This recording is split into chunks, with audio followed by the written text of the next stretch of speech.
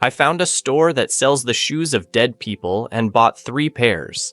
Souls, read the sign that hung above the small store. Walk in their shoes, written below it. The motto caught my eye on my way home from work, and the color-faded sneakers on my feet were ogling it too. A little bell rang as I opened the door, the inside smelling like leather. There were rows of shelves with dozens of pairs of shoes, all different kinds. An old man sitting behind the register perked his head up as he saw me. "Hello? How can I help you?" Just browsing." "All right, let me know if you need anything." I skimmed down the aisles as I scanned the shoes with my gaze. There were sneakers, boots, high heels, anything you could think of. Almost all of them seemed old or worn. The first pair I pulled off the shelves were loafers, something nice that I wear to work or fancy events.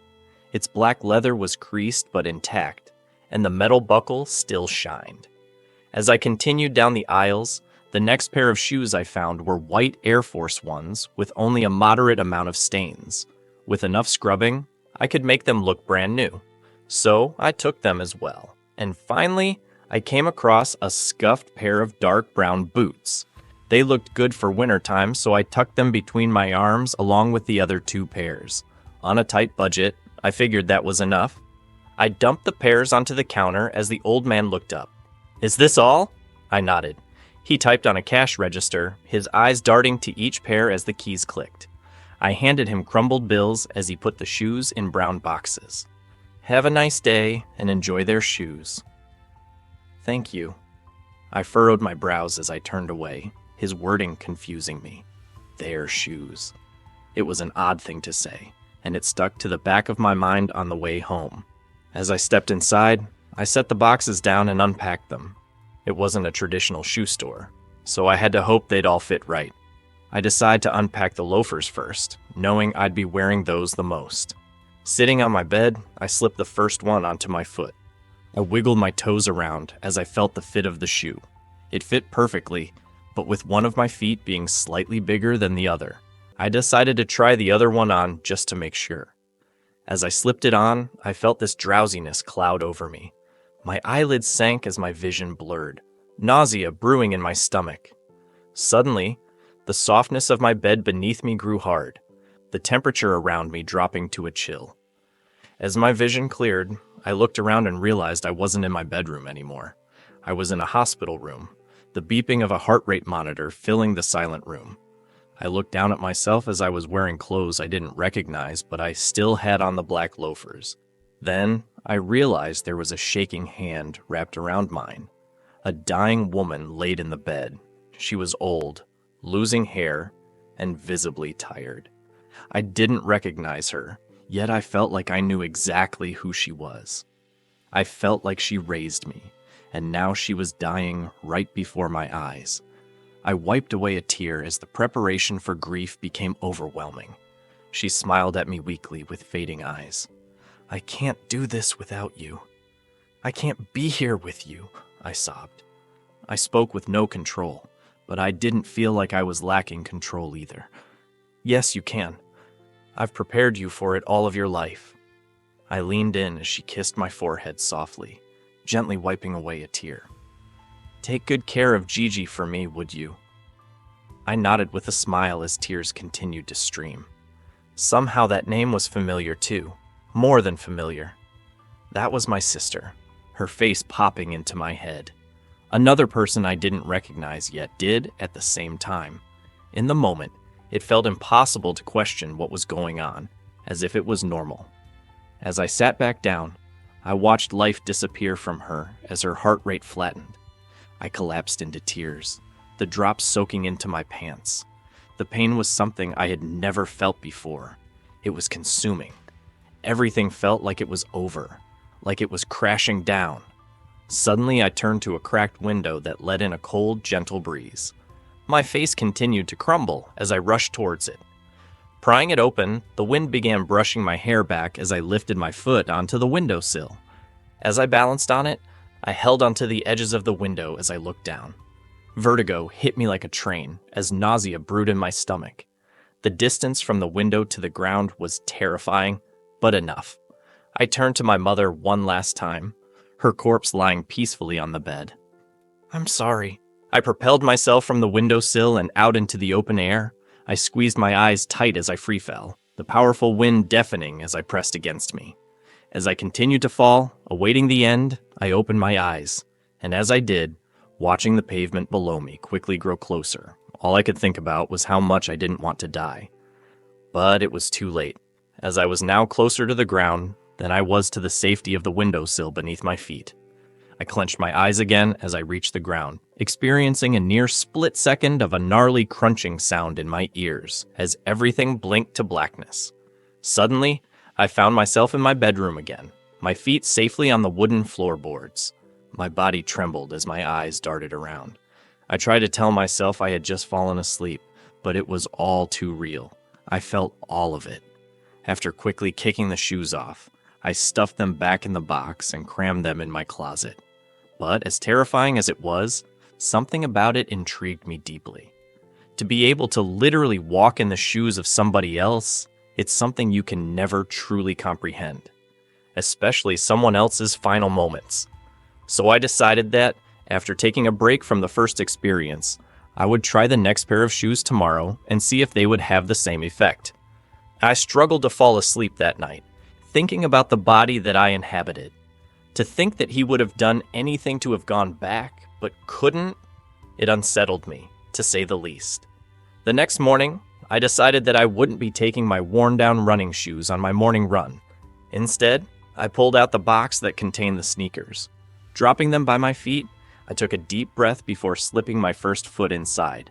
Then, I prepared for the heaviness to drape onto me as I put on the second shoe. But, to my surprise, nothing happened. I sat and waited for a moment, the untied shoes on my feet, and it still didn't happen.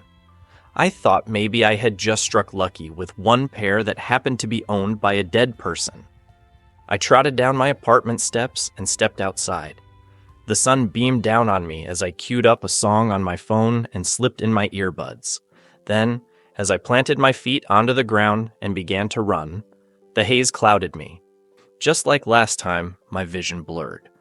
But I could still feel my legs moving, one foot in front of the other. As my music drowned out into white noise, and eventually silence, I felt my ever-moving feet plant onto the floor again. My lungs and heart blazed with exhaustion as I found myself flying down what appeared to be a school hallway. I didn't know why I was running, but I knew that pure and utter fear coursed through my veins and fueled my legs. Then, as I ran, a smeared trail of blood paralleled to me. As I ran down it, my body trembled as it led to the body of a young girl lying in a pool of blood. Bullet holes riddled her body and her backpack. Then, that's when the deafening sound of rapid gunfire went off, and I remembered why I was running.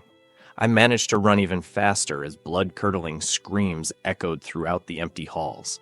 Backpacks and binders dumped across the floors. I needed somewhere to hide, so I began pounding on the first door next to me. I tugged on its locked handle as I pleaded for help. "I'm a student! I swear! Please let me in! I don't want to die!" The door quickly cracked open as someone yanked me inside a dark room. A teacher closed the door behind us and locked it again, prompting me to sit in the corner with everyone else as she shushed us. I dropped to the floor and squeezed in with everyone. The silent room filled with the sounds of restrained sobs and shaking breaths. Fellow students next to me had their phones out, their trembling fingers quickly typing out their goodbyes. Knowing there was a chance this was it, I pulled out my phone and quickly began texting my parents. "Shooting at school. I love you." Unable to handle their responses, I slid my phone back into my pocket as I prayed. Then all of our bodies winced as the sound of muffled gunfire boomed from outside. Students clamped their mouths shut as they bottled up screams in their throats. Suddenly, the room erupted in terror as bullets began to tear through the wooden door. Everyone in the room scattered as those who couldn't move fast enough slumped against the blood-splattered wall. Cramped in another corner, everyone quietly sobbed as light from the hallway poured through the bullet holes. Then, the crowd screamed as the shooter began kicking in the door. With each pound, our bodies jolted. Suddenly, my phone vibrated in my pocket. I told myself I couldn't handle what my parents would say, but if I was going to die, I needed to know. So I quickly pulled my phone out and shakily opened the message. "Are you okay? I love you so much, baby." Then, as I looked up, the shooter had the door down and was in the room. With a burst of fire, he had the teacher down in seconds. The students cried in horror as he then turned to us with his gun raised. My ears rang as he sprayed us with bullets, blood splashing around. The shock was so numbing, but I knew I was shot. Within seconds, everything went to black, and I found my feet back on the pavement of my street. I gagged as puke flooded up my throat, then puked onto the sidewalk. My heart was still pounding. It was all too real. Too shaken up to continue, I ran back home and ripped the shoes off my feet. After that, I had no desire to try on the final pair that I bought. Curiosity had killed the cat. I couldn't do it again.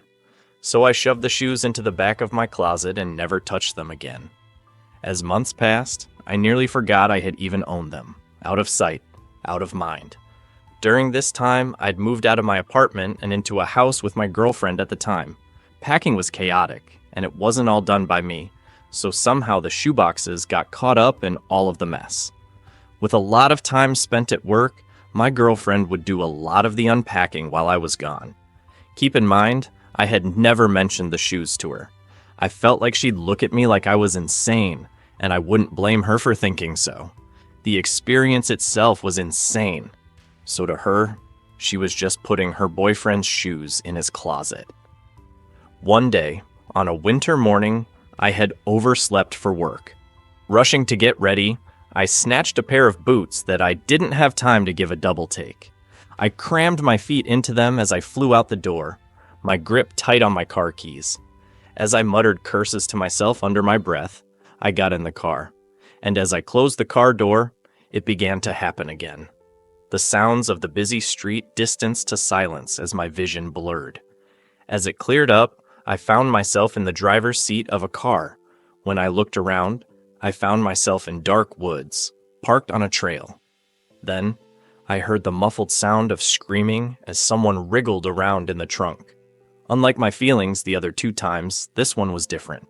Upon hearing the screams, they went in one ear and out the other. I didn't feel anything. I stepped out of the car, the humid air heavy against my skin. Closing the door with a gloved hand, I slowly walked toward the trunk of the car as dirt crunched under my boots. Opening the trunk revealed a petrified woman whose arms and legs were bound by rope. She desperately wiggled around as she screamed into a strip of cloth that wrapped around her mouth. "No! No!" She attempted to cry as I gripped her by the hair and ripped her from out the trunk. She crashed to the ground, tears streaming down her face. Bunching her hair up in my grip, she continued to attempt her escape as I dragged her down a dirt path. She groaned as I dropped her head to the ground, standing in front of a human-sized hole that I had dug. Suddenly, she had maneuvered the cloth off of her mouth and began screeching. "Help! Help! No point in that, darling! No! Stop! Please!" She desperately begged as I kicked her onto her back and crouched above her, her cries echoing throughout the vast forest. I remained unfazed as she tried to knee my back. "Shut your fucking mouth!" Her teary eyes widened as I wrapped my hands around her throat, the leather of my gloves stretching. Her wriggling grew vigorous as I tightened my grip, breaths desperately trying to make their way into her lungs. I clenched my teeth as I made my grip even tighter, her face turning red as she failed to fight back. She refused to look at me, her eyes darting around the midnight sky. I pursed my lips, watching as life slowly faded from her eyes. I shook her neck in my grip as her attempted breaths wheezed to a stop, her widened eyes emptying. Suddenly, I whipped my head around as the sound of a snapping twig caught my ear. In the dark stood a silhouette, one that I didn't have time to make out as a loud bang rang out. My eyes shot open as I felt my mouth filling up with blood. My grip around her throat quickly loosened as I collapsed next to her. Blood spurted from the hole in my throat as I coughed up what pooled in my mouth. I stared up at the star-filled sky as a police officer ran over, his gun still raised. He dropped next to her and checked her pulse, then spoke over his radio. Quickly bleeding out, everything soon faded to black. I then found myself back in my car, my grip tight on the steering wheel. I quickly pulled my trembling hands away as a tear streamed down my cheek. I hesitantly looked down at the boots on my feet, realizing what I was wearing. Instead of going to work, I ran back inside and grabbed the other 2 pairs. Flying down the streets, I halted to a stop in front of the shoe store and carried the boxes inside. "Making a return?" the old man said as he heard the bell on the door. Yeah, the usual." I placed the boxes onto the counter, my body still trembling. He tallied up the prices as he looked at each pair. "So, how was it?" "Oh, what?" "What was it like, walking in their shoes?" Unpleasant." "Well, imagine how they felt. Actually, you already did. Have a nice day." He smiled ominously as he handed me crumpled up bills. With a hesitant hand, I quickly snatched the cash and flew out the door. Getting back in my car, I let out a deep, exhausted sigh. The next day, on my way to work, I passed the store again, except it was vacant. A streaky outline of the logo was left on its bricks, the space appearing entirely empty through its dusty windows. I furrowed my brows as I slowly drove by, trying to see if a note was left about a relocation or a retirement. But there was nothing. It was just gone. I never found out who that man was or where he went. I never found out how he got all those shoes. I don't think I had ever even seen somebody else in the store. I had pondered on the idea that maybe it appeared just for me. It sounded crazy, but so did seeing visions of dead people.